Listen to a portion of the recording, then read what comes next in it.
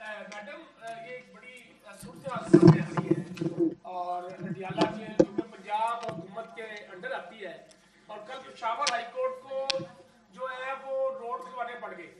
तो ये क्या इनसाइड चल रहा है, कोई डील हो रही है क्या, क्या नजर आ रहा है आपको? मेरा ख्याल ये था कि ज़ाहिर है शैतान भी बंद हो जाते हैं रमज़ानुल मुबारक में। सो अब हम जो है वो पूरा फोकस जो है पूरी गवर्नमेंट का, पंजाब गवर्नमेंट का ख़ास तौर पर वो रमज़ानुल मुबारक के हवाले से आवाम को रिलीफ देने के लिए है। अभी तक किसी भी सूबे से आपने ना कोई तैयारी देखी है ना आपने कोई, अब मेरा ख्याल है अनाउंसमेंट होने के बाद शायद मतलब कुछ शुरू हो जाए, चले वहाँ भी लोगों का भला हो जाए तो बहुत अच्छी बात। आप फिर अडियाला लेके आ गए बीच में से। भाईजान मतलब बात यह है कि कई दफ़ा वहाँ से मुख्तलिफ स्टोरियाँ उनको आदत है। वो याद है आपको जब वो घर में थे वो तब भी कहते थे मुझे जहर दे दिया जाएगा, तो मैंने कई दफ़ा पूछा कि घर में तो आपके मतलब घर वाले ही होते हैं, आपको जहर कौन देगा। फिर उसके बाद उन्होंने जेल में कहा कि जी वो जान को ख़तरा है, पता नहीं क्या होने लगा है। फिर वो बताया गया कि नहीं वो बिल्कुल ठीक ठाक है। फिर अब वो सबसे पाकिस्तान का इस वक्त अव्वलीन मसला यह है कि घड़ी की सुइयाँ नज़र नहीं आ रही थी। तो मैंने तो ये भी गुजारिश की है कि उनके जो कमरे में घड़ी लगी हुई है उसका वो साइज़ ही बड़ा कर दें, बड़ी वाली वो जो है वो एक घड़ियाल लगा दें जिससे उनको सुइयाँ भी दिखने लग जाएं। वैसे वो अल्हम्दुलिल्लाह बिल्कुल ठीक है, मेरे से ज़्यादा नज़र अच्छी है उनकी इन द एज ऑफ 75। और उनकी जो सेहत है उसका ख्याल रखना हुकूमत की ज़िम्मेदारी है और उसका बाकायदा उनका दिन में 2 दफ़ा चेकअप भी होता है। वो माशाल्लाह अच्छी खुराक भी इस्तेमाल करते हैं, वॉक भी करते हैं, जिम भी करते हैं। और ये आँख को मसला हो जाए, कान को मसला हो जाए, दांत को मसला हो जाए, ये तो ज़ाहिर है ज़िंदगी में इंसान के साथ चले रहते हैं।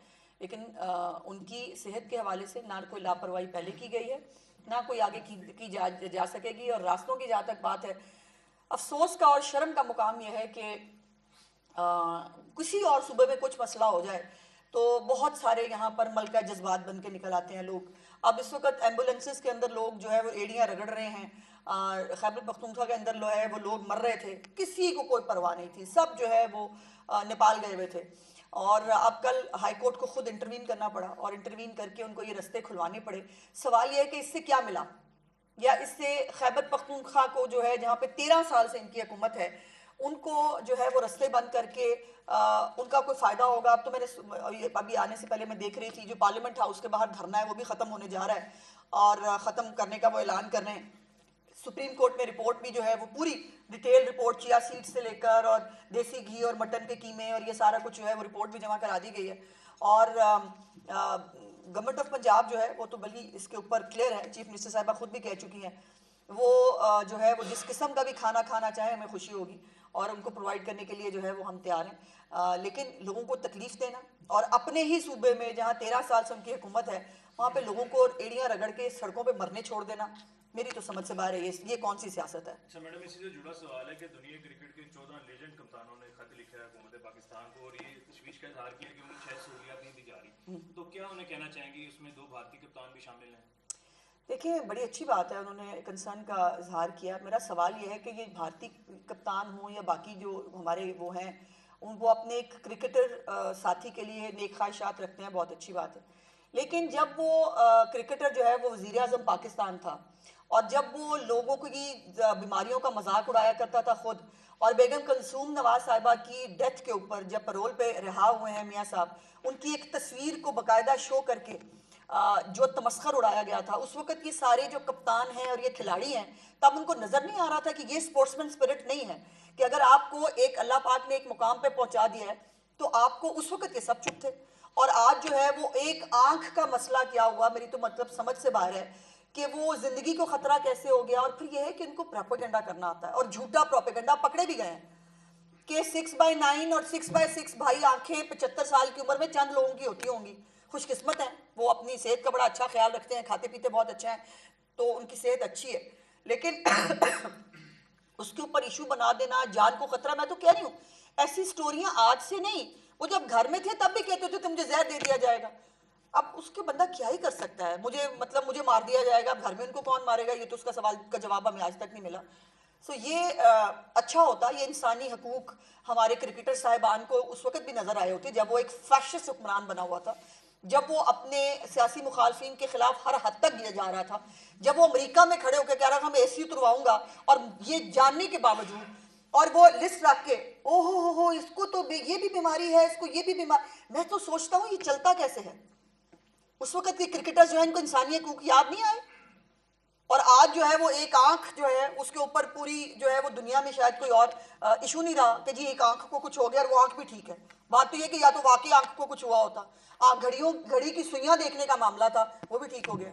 मैडम रमजानुल मुबारक और ईद के मौके पर शुक्र है कि रमजान की बात हो रही है, नहीं एक सवाल चूंकि शैतान हम कैद कर रहे हैं। हाँ, दो सवाल हैं। एक तो रमजानुल मुबारक और ईद के मौके पर जो है पंजाब हुकूमत जहाँ फलाही इकदाम करती है वहाँ कैदियों की सजा में भी कमी की जाती है, तो बानी पीटीआई की सजा में भी बड़े अच्छे तरीके से वो जेल काट रहे हैं, तो कोई 3 माह की कमी का है जो सब पे देखिए उनको तो एक्स्ट्रा ऑर्डिनरी लिवरेज मिल रहा है हर चीज का, लेकिन कानून के मुताबिक जो उनकी सजा में कमी हो सकती है जरूर करेंगे, क्यों नहीं करेंगे। अच्छा मिनिस्टर साहब ये बताइएगा कि जी आप अच्छा मैडम, वाली पीटीआई को घड़ियां तो नजर आना शुरू हो गई हैं, हमने सुई देखी है, तो उनकी आंख में बेसिकली मजीद आएगी, वो एक टांका लगाने वाली सुई होती है, वो कब नजर आएगी? देखिए घड़ी के साथ वैसे भी उनका चोली दामन का साथ है, और पाकिस्तान में तो जब जब घड़ी की बात होगी इमरान खान साहब ऐसे ही याद आते हैं सबको।